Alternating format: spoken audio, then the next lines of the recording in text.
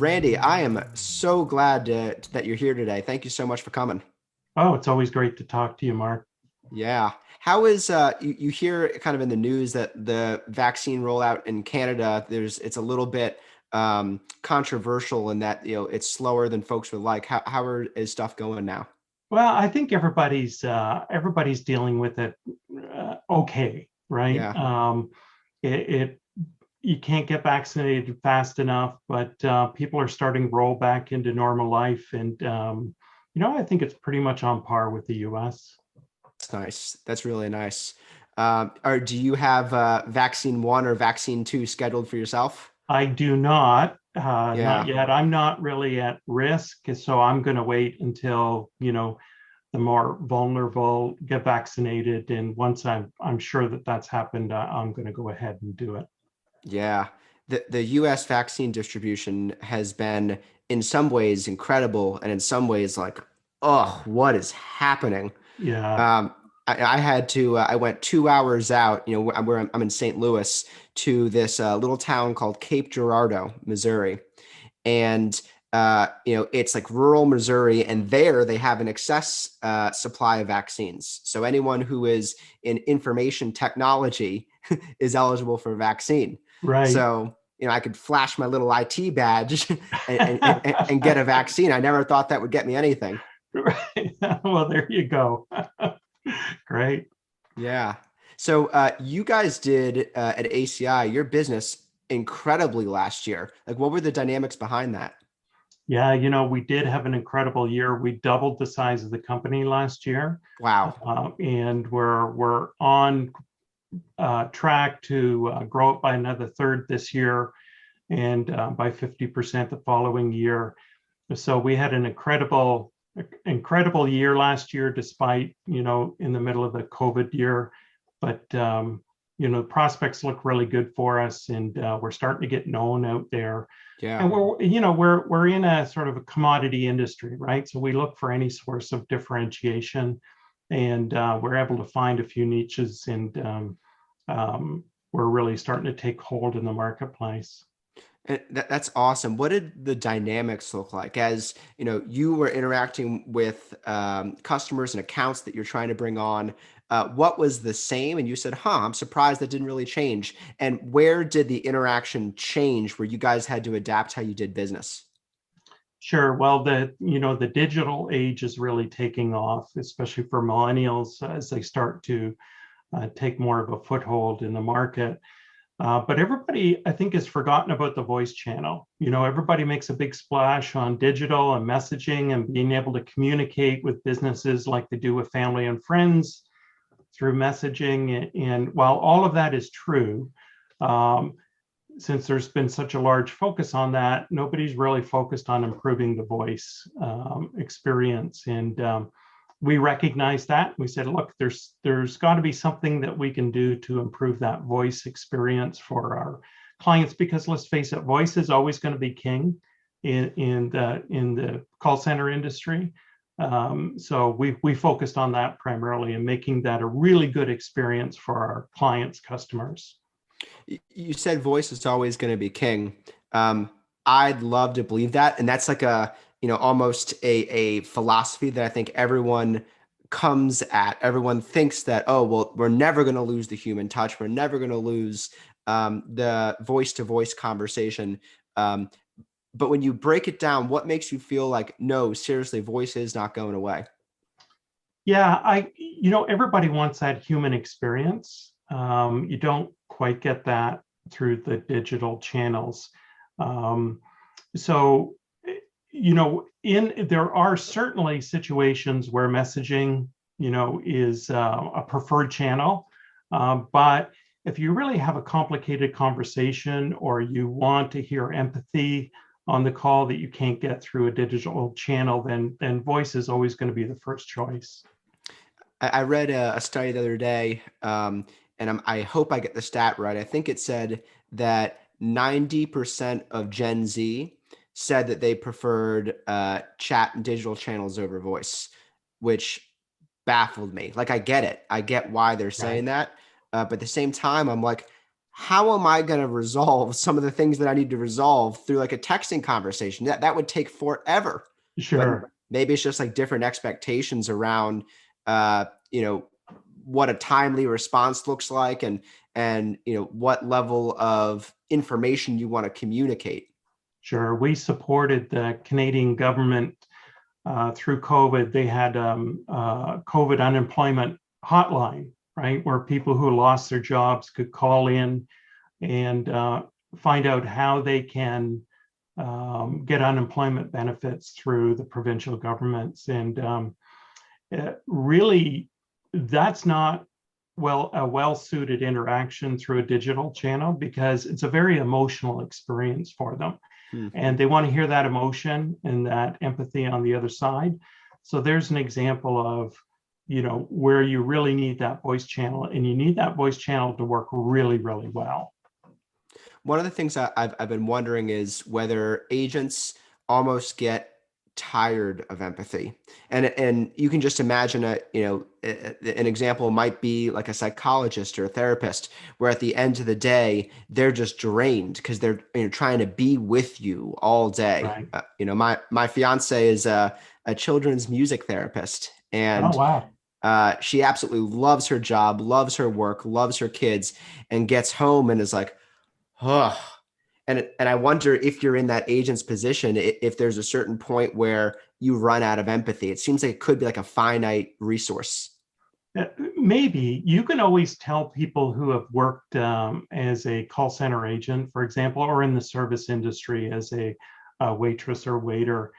They will always have certain vernacular that you'll hear, like absolutely help you with that, or you'll hear these vernacular from those folks that have worked in that industry, and it really serves them well later in life, right? Because they're able to naturally show that empathy, and the way that they do that is it's those repeated calls, and maybe it gets monotonous on the call to show empathy call after, because they're doing 200 or 300 calls a week, but they really ingrain in themselves a very good human trait that they're able to convey later in life. And in the moment it might be draining, but it serves them well later in life.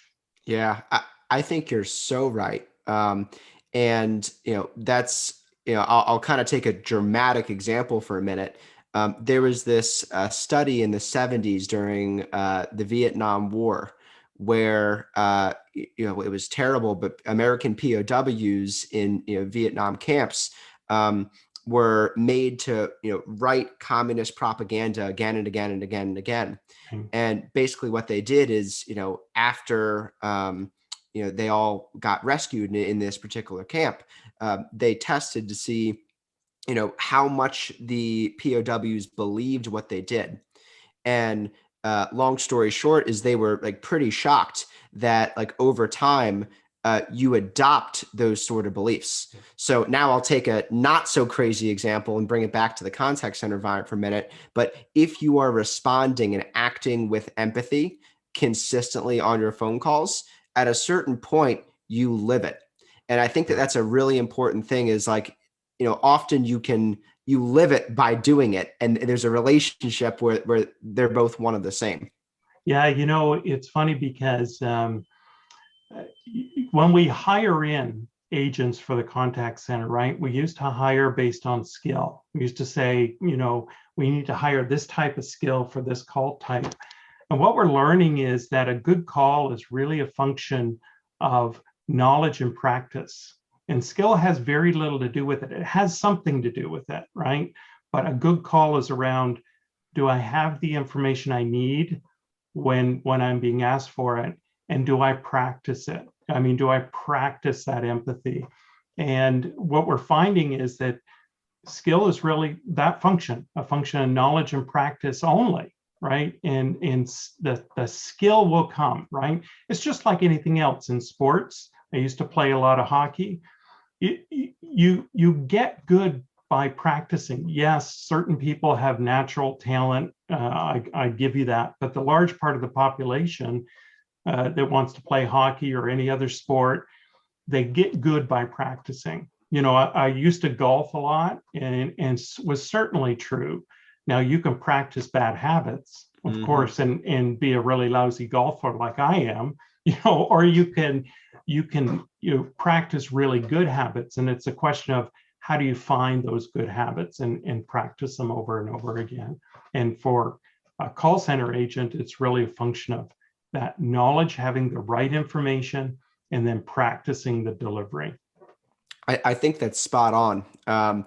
Malcolm Gladwell talked about the difference in one of his books. I think they're like all the same, but they're good.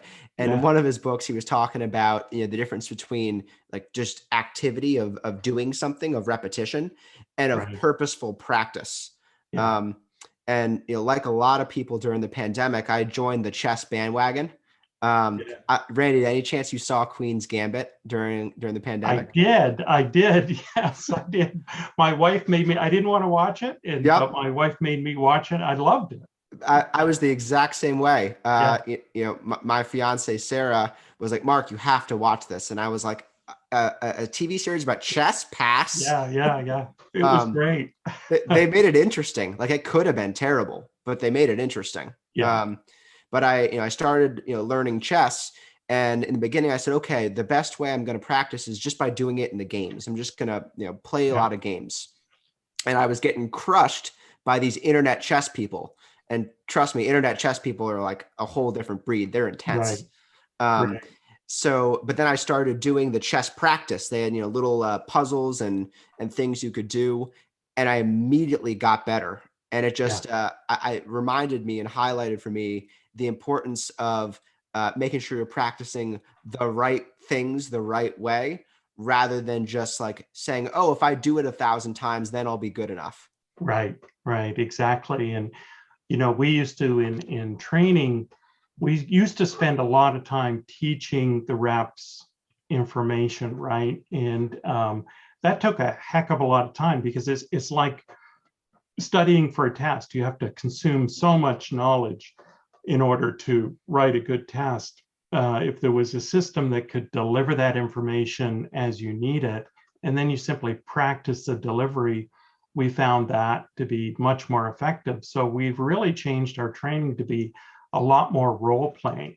It's interesting. I heard somebody say that if you role play and you practice that, you learn so much more. And it might be uncomfortable at the start, but you start to really groove it in, and you become very, very good at it. So much so that you don't even realize how good you are at that delivery.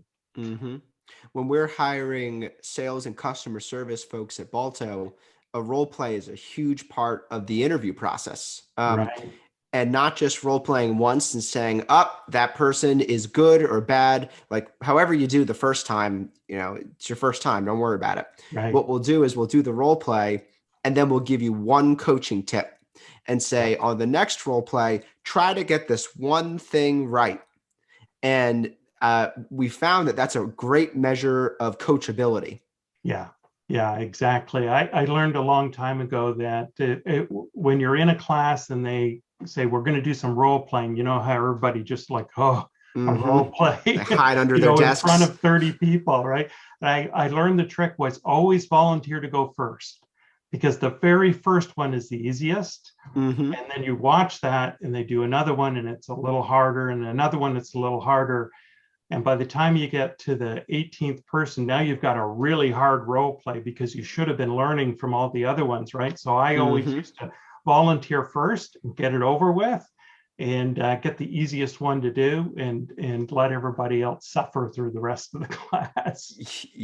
Dreading when they were going to get picked for it, right? So Randy, something that I learned a few years ago is, this debate between what's better, a first mover advantage or a second mover advantage. And there's obviously advantages to both. The first, you're creating the landscape, you're creating the territory. I'm now kind of taking this to business in the contact center. You're creating the landscape. You have an open field to do what you want with. But the second gets to watch the first one scrape their knees up and try to farm the landscape and have some level of learning. So it's so interesting. And we ask ourselves, at Balto often, do we want to be first here or do we want to be second? And I think that there's times to be first and times to be second, but you have to be very purposeful about which one you want to be. Yeah, we used as part of at Advantage, I run the top line growth of the company. So we do a lot of presentations and orals, with our competitors. And when given the choice, I always like to go first because you can set the stage and you can set traps, right, for your competitors because you've done your research and you know their flaws. And so I always still like going first. I personally, I just maybe it's a personality. I don't see any advantage of going second, especially when you can't watch the first one, right? There are certain situations where you can, but most of the time when we go in and do pitches or orals, when we're part of an RFP process, I will always want to go first to just set the stage, kind of get their head around certain concepts, and then set some traps for everybody going next. So brilliant. It's funny. I tell sales folks at Balto 2 rules of psychology that I learned when I was undergrad. I was a psych minor, if that counts for anything. And it's the serial position effect and the peak end rule. The serial position effect essentially says the things that you remember in a sequence are what you have in the way beginning and what you have at the way end. And that's intuitive, right? You think of you either want to be the first one and that sets the stage, or you want to be the finale, right? But the middle guy isn't usually the one you remember. The other one, the peak end rule, talks about what we usually remember and experience is the peak, the most intense part of the experience, whatever that may be. And how the experience culminates. And that's when you're kind of thinking about it weeks later and you say, hey, what stuck out to you? You'll either remember the most intense part or you'll remember the last part. And interestingly, a lot of those studies focus on memory of vacations. So when you describe your vacation, good transition to the hospitality space. When you describe your vacation, you're most likely to point out the highlights or the lowlights, whatever most is intense, and how the vacation ended. Right. Yeah. Well, that's really interesting. That's I always remember how they ended because I never want to go back home. So I usually have a lot of fun during vacation, and it's interesting because when you're on vacation, I don't count the weekends. And so you talk about Monday, you're just sort of starting to groove it in, and Tuesday you're starting to get there, and then Wednesday, I start thinking, oh, my vacation's half over. And then I start dreading, okay, I got Thursday, I only got one more day of vacation. And then Friday, it's the last day. So the way I think, I really only get 2 days of vacation, the Tuesday and the Wednesday. And then I promise I'll get off these psych studies. There was another study I remember about vacation that talked about what is the optimal vacation length in order to enjoy it the most. And if I remember correctly, the answer was 3 to 5 days. There you go. Yeah. And the thing is, because that gives you enough time to have a couple of great experiences. But if you go past 5 days and you reflect on how much did you enjoy your vacation, you're likely to say you enjoyed it just as much as if it was only 5 days. So if you want to have the maximum enjoyment on the best dollar possible, it's the 3 to 5 day window. Well, hopefully my boss isn't listening to this and gets me more than 3 to 5 days vacation a year. Yeah, seriously. So Randy, you do a ton of work in the travel and hospitality space, or I remember at least you guys did a year ago. What have you noticed in that space over the last year? I'm sure it was incredibly tough. And where do you see it going this year? Yeah, we signed a pretty big client. They run amusement parks in the U.S. and it was a great win for us. It's about 150 agents, and they surged to 300 agents during the summer months, during the vacation season for them. And really, in that space, every call is a revenue call for them. People are calling in to find out about vacation packages, or maybe they've already got a vacation booked and they want to find out information on what to do. And that call is really an opportunity to enhance that experience for the customer, right? And to the company, it's really an opportunity to sell add-on services for them. So it's really about being able to relate to the customer, being able to tell a story around the amusement park and things to do.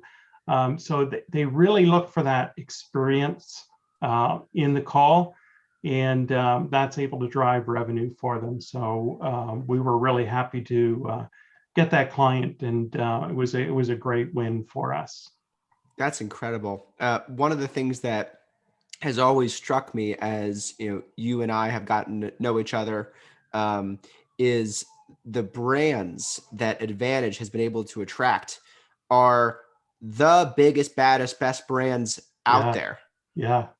And I won't name them, because I don't know who's allowed to and who's not. But Sure. I mean, the biggest, baddest, best brands. What have you noticed is different with the companies that just absolutely put their brand on a pedestal and treasure this thing, versus a company that says, hey, we're not as well known, it's not as big a part of our operation. We just want to be able to have a good customer experience and get revenue from the calls. Like, what's the difference you've noticed in those two types of customers? Sure. There's a couple of things. First of all, we're seeing some brands that really view the contact center as there must have been some deficit with our product or service that required somebody to call in the first place. We're seeing some of the more progressive leaders in the space saying, sure, we want you to handle the call, and we want you to handle the call flawlessly. But what we're more interested in is, why did the call occur in the first place? Is there an issue with our product and service? What didn't happen that should have happened? Why did somebody have to take part of their day out to go and call us with respect to our product and service? So some of the more progressive ones are really looking for not how did you handle the call, but what's going on in that call relative to our product and service that needs to get better, right? Mm-hmm. And is there some engineering deficit in the product, if it's a consumer product, or if it's in hospitality, what prompted you to make that call in the first place? So that's one. Another one is, what they're looking for is, they're saying they want to make that call the bright spot in that person's day, right? So I get to the end of the day, and I'm thinking to myself, so what happened today?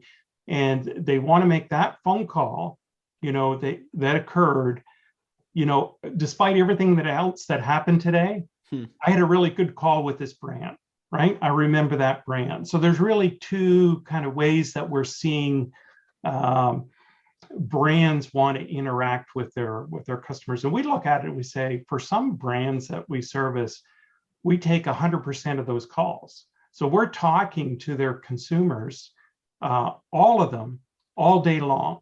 And we should be able to, good Lord, if we're talking to that many of their customers, we should be able to give them some insight as to what's going on with their products and services.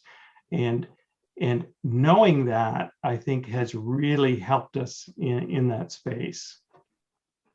I think that's one of the things that is pretty table stakes and well established right now, is that you can get good insights from your customers and your 100%. calls. Yeah, 100%. I mean, and that's what, so it's shifted from how do I make a great call great to how do I make my products and services even better as a result of, you interacting with because it's a big trust, right? For brands to turn over their whole brand to an outsourcer and say, you and only you are going to be talking to our customer base.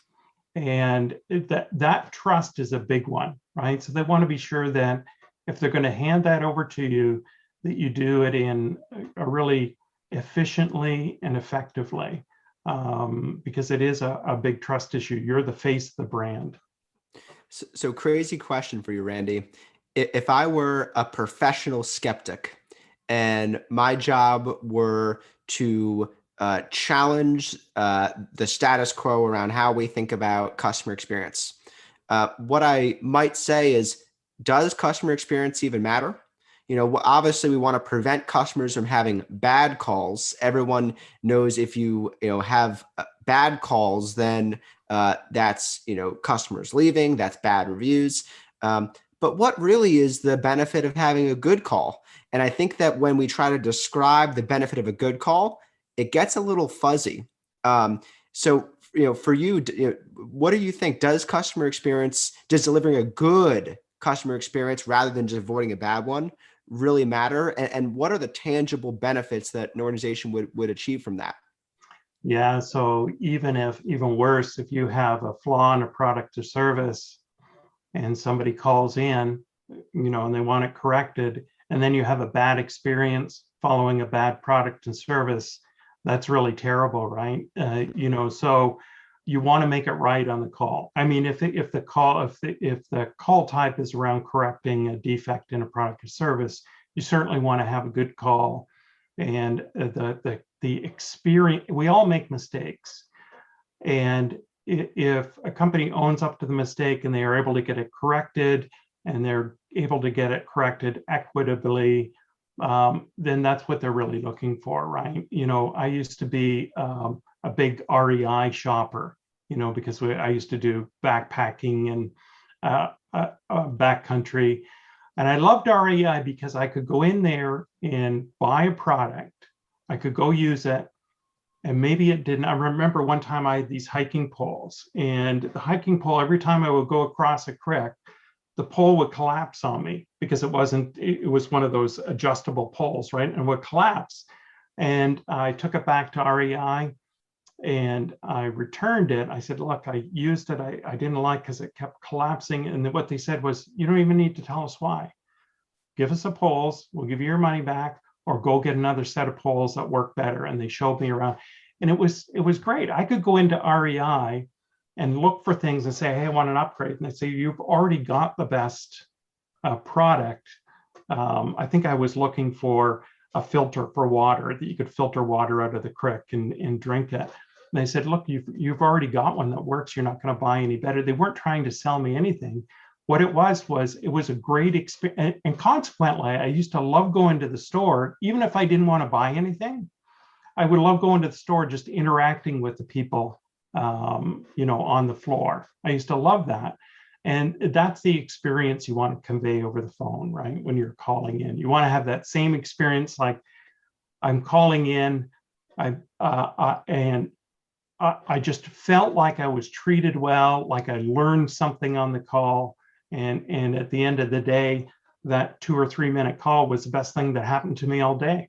So that's the experience that I think a lot of brands are looking for.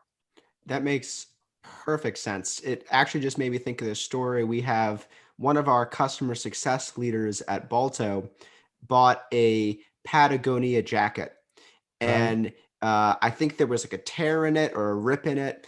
And, long story short is, after a couple of exchanges, he ended up getting that jacket for free and got a second jacket that was shipped out that he gave to his significant other. Yeah. And what's so funny is I know that he's told that story to a million people. It's like a funny party story. Everyone in the company knows it. Now we are talking about it on a podcast about how great Patagonia is. Yeah. So it's definitely intangible when you, or not definitely, but it seems like it's often intangible, the value of delivering a good customer experience, but you're almost cooking. You're cooking a meal that eventually one day the bread rises and boom, you get shouted out in front of hundreds or thousands of people. 100%. I mean, those are really brand advocates, right? That you want out there. And with REI, I wouldn't consider shopping anywhere else, right? If REI doesn't sell it, then I don't want it.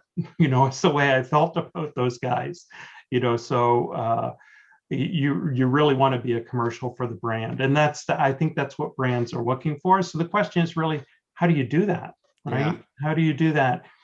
you know that we're doing a study with Harvard Business School, and what Dr. Shell is really trying to figure out is, her thesis is, can AI make humans sound more human? And as it turns out, it actually can, right? So, and again, it gets back to what makes a good call, and it's really a function of, having the knowledge at hand when you need it, so you're not putting somebody on hold to go find something, or checking with a supervisor whether you can do this, having that knowledge and then practicing that delivery. And I think that's what makes a good call and a good experience overall.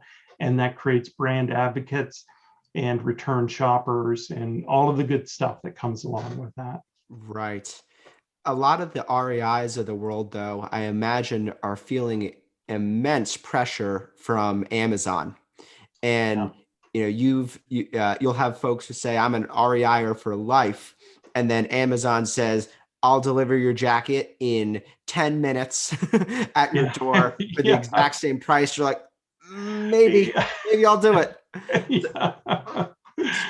I don't know. I mean, a true brand loyalist, I think, is finding one for life. I wouldn't do that with Amazon. I love Amazon, right? It's just convenient for us.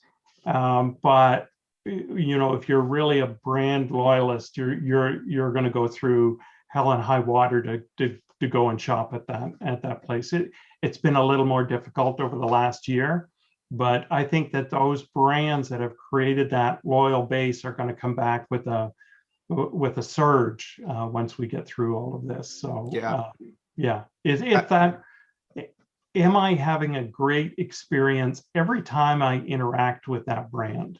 And that's what you want to create. It's interesting. It made me think, it's a little off topic, but it made me think about, in any walk of life, sports or call centers or work, you always have that top 10% that outperforms everybody else, right? It just is that way. But the question is, so how do you move the middle? How do you make everybody as good as that top 10%? And that's again, the giving the knowledge and the practice to move that middle up, to make every experience a great experience. So that's the challenge, right? Randy, I totally agree with you. And I think one of the really interesting things is there's been a cultural change where folks now realize you can replicate the top 10%.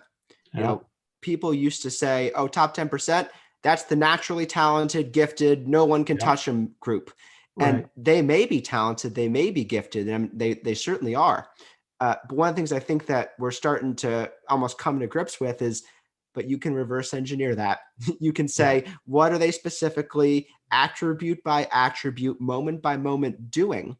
Right. And then can we give that to other people? So I almost think an interesting cultural value that's starting to emerge is the importance of breaking things down into its components and viewing everything in the world. Even like, I was reading a post on LinkedIn the other day talking about the importance of, mental health and how, different chemicals, are affecting your brain state. And the idea that, what our thoughts are primarily composed of, chemical interactions, I think 20 years ago would have gotten much less traction than it does now. I think that's a general trend that we're seeing. Yeah. It's back to the hockey analogy. We found quite by accident that the most talented, gifted hockey players were terrible coaches. And the reason is they were just naturally gifted. So they didn't really understand, how things were done. What made me think of that is, if you break it down bit by bit, right, into its component parts, that athlete was just naturally gifted. That all those parts came together for them. Don't know why, but they just did. And some people are like that. But the players that were fourth line players, like me, really had to kind of work it out and think through it, right? Had to practice really, really hard. And so they knew what all of those pieces were, and they could explain it, to other players. They could explain, look, when you're skating backwards, here's what you need to do. You really need to kick out this way and that way, and you need to move your knees and your ankles, and because you had to practice doing that to get proficient at it. A naturally gifted person hit the ice and it just all of a sudden came to them. They can't break it down, and they were horrible coaches. And we're finding that in some respects in the call center space, is if what we've learned to do is ingest calls from the top performing reps and then break down what's going on in that call so that we can teach it to the rest of the folks, right? And then the real trick, and what you guys have figured out how to do, is even if you can coach the agents on those component parts, how do you do that in real time? So back to the hockey analogy, the time that you really want to execute that play perfectly is not in the practice, it's in the game. And it might be in the overtime in the game, right? And I think that's what Balto has figured out how to do, is coach the agents in real time, while they're on the ice, executing the play, teach them the right things to do so that you don't lose that call, so the team doesn't score against you or you don't get penalized. And that's what is great about what you guys do, is that real-time coaching in the moment when the agents need it the most. Randy, I think I love that analogy. And one of the things that I think is so funny is nowhere else in life do we equate practice and game time as the same thing. Right. Nowhere. Like, when do you ever hear, oh, it's okay, we're going to practice this piano piece 10 times, but if you screw up, in the actual performance, it's okay. Right. Right? Yeah, exactly. I'll give you another analogy. I played on teams where I've been the best player and captain on the team. And I played on teams where I've been the worst player on the fourth line, maybe saw 2 minutes ice time each game. And I was a better player personally when I was a fourth line player, because when I got out onto the ice, it was a limited ice time, and I knew I had to just pour it on for those 2 minutes or 30 seconds when I was out on the ice. When I was captain of the team, I'd be out on the ice, 40 minutes out of 60 minutes, and sometimes I just coast, right? Because you're out there so often. So I think that, we took that analogy to work to say, okay, well, what about all of our fourth string contact center agents? How are we going to coach them? And that's what they found. Really, what we found is move that middle. If you can give them that real-time coaching while they're on the call, they start to become more confident with what they do. And then that morphs into being more confident, being better at the call, and just, they just become better and better and better. But coaching them in real time, I think, is been a game changer for us. There's an interesting relationship too, when you think about the attention and focus aspect of it. Mm-hmm. The example that you gave is you got 2 minutes, so you got to make the most of it. Right. And I think often contact center agents will view their workday as, I'm here for 8 hours, or I'm here for, however many hours you're working on your shift.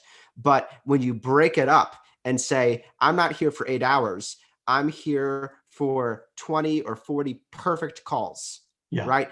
I need to have a perfect call now, and then I'm in the queue. Perfect call now, and I'm in the queue. If you can, create that mindset where they're on for every single call, just the attention and focus is there, I think that makes a huge difference. And what about just after the call ends, right? How do agents really know whether that was a good call or a bad call? And again, that's what I like that you guys have figured out, because you throw the confetti and you get a little coaching thing right at the end of the call. You get a thumbs up and a thumbs down. And I think that after every call, if the agent is rewarded with whatever, because it's a pretty competitive environment. If you've ever been on the floor and seen agents interact, it's a pretty competitive environment out there. And to get little points or rewards after every single good call, just encourages that behavior on the very next call. Randy, one of the things that I've loved about the contact center environment, the competition aspect, I think it's so funny. Usually the top performers will literally have like a bigger chair or a big Yeah. desk. Like they build a throne for themselves. 100%. Well, they'll actually physically sometimes just stand up and let Yeah. people know that they're dominant on the floor. Right? Yeah. Like they, killed it on this call. Yep. Client loves me, and you'll hear them talk to their peers on the floor doing that. And I think it's a great environment to work in. So now some floors can be really devastating, right? Yeah. But if you can offer them the help that they need when they need it, and then give a little reward system after every single call, not Yeah. after, break time, but after every single experience that they have, it goes a heck of a long way. Randy, I have a funny hypothesis, but I bet it's true. I bet if you were able to coach agents 2 times a day, they got up out of their chair and went, "Rah!" I bet performance would go up. Oh, 100%, 100%. I mean, just I hate to keep coming back to the hockey analogy, but when you come off your shift, right, and the coach, pats you on the back or, gives you an attaboy, or even when you're on the ice, they're yelling encouragements, that makes you play even harder, right? You come to the bench, you're all pumped up. Your Yeah. peers are giving you a high five because they saw one particular play that you did out there that was really great. That just builds the endorphin, right? And you feel good about yourself, and you can't wait to get out there next time. It's just like an agent that can't wait to do the next call now, because they're all pumped up, right? They feel good about themselves, and if they feel good about themselves and they know they're going to get the information they need when somebody asks for it, you can't lose in a situation like that. They're just going to have one good call after another good call after another one. It's just going to feed off itself, and that's quite frankly what we see in the contact center space. So we always try to, create that most valuable player out of each one of our agents. Randy, I'll keep your hockey analogy going for just one more minute. Sure. When you see a player after a great play get back to the bench, and the Yeah. entire team is like slapping their helmet and give them 100%. a high Yeah. five, and they're just getting bombarded with all the Yeah. different, congratulations from their team. I wonder, how can we create that sort of camaraderie in the contact center space too? Some contact center operations do a really good job with that. Yeah, some do, and unfortunately, some don't. I think it's really, look, if you think about gaming, right? If you can create that gamification in the contact center, but I think it's really important to provide the coaching while the agent's on the call, and then signal to them after the call what went well and what maybe didn't, they need to improve on. I think that after every single interaction, if you can get them that feedback, that's the key. The old school way is, you listen to their calls after the calls have been made. You listen to the call, some QA analyst listens to the call.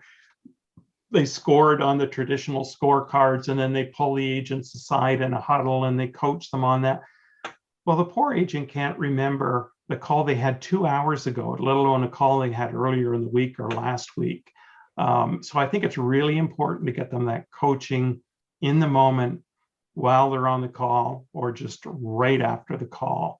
I think is key, and to do that on every single interaction, just like every shift on the ice. You come back to the bench, you learn something from that. You go back on the ice, come back on the bench, you learn something. But if nobody ever gave you any feedback, and the fans weren't there watching, and your peers weren't paying any attention to you, how in the world would you know that you had a good shift or not, other than your impression of the shift, which may not be the right impression, right? Yeah. Randy, I'll stress something you said that's so important, that the agent, can't remember the call that they made 2 hours ago. And I think a lot of folks say, I remember what I did 2 hours ago. What do you mean? Our memories aren't that limited. And that's true. The thing is, though, in that 2 hours, how many calls did the agent make? Like, Yeah. it's not that that the memories are bad. It's that the experiences blend together, and it's so hard connecting the call and the outcome and the coaching tactic when Yeah. those things are chunked up over a period of time. Yeah. Well, you think about it, an agent is probably going to make 250 or 300 calls a week. They're just not going to remember it, right? But they will collectively remember all of the good calls, where they got some feedback, and they will generally know whether they're getting, look, they all want to do good, right? And they will collectively remember all of the good feedback that they're getting, reinforcing feedback that they're getting, and getting it right after the call is important. To not go to not get any feedback for a week or 2 weeks, and then all of a sudden have somebody come in and give you feedback is utterly meaningless to a call center agent when they're doing 200 or 300 jobs a week. So that's what we try and encourage, is give them feedback after every single interaction, because that's when they need it.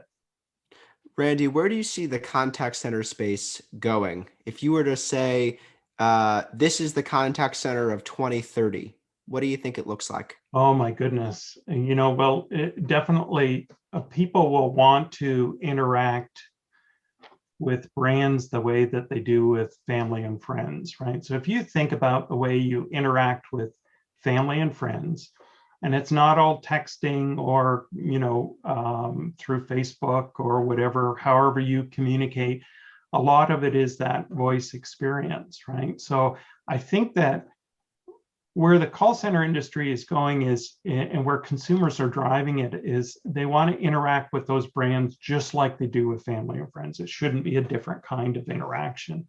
So if you can think about that experience and what makes a good experience, it will be brands that have figured out how to allow their customers to interact with them like they would with their family and friends. Those are the brands that I think are really going to excel. And the call center is just a vehicle in which they interact, right? So the call centers are going to have to adapt to that multi-channel experience and creating a good experience or a great experience through each one of those interactions, and to do it consistently across all of those interactions, I think is where they're going. Randy, this was awesome, my friend. Thank you so much for joining. Yeah, it's great to be with you again, Mark. Yeah, and we'll talk real soon. Let's catch up again soon. You bet. Take See ya. care. You too.